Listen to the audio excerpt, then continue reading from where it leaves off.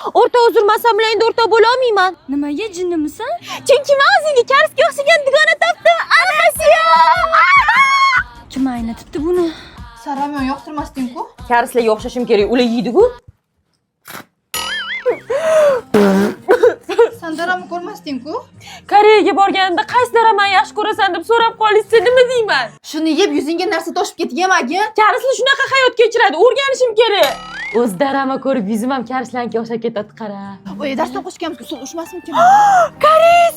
Jinnisan, o'zingni bosh. Karis bo'ling! Chinchi bitta karismisiz? Oy, qardoshmi qozoqmi qo'y?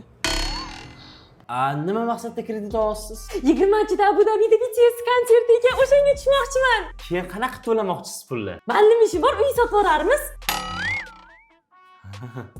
내 이름은 제보예요. Neydimin chimiyo. O'rta balki kerak emasdir shu Koreya. Mani karslarimga til tekkizma.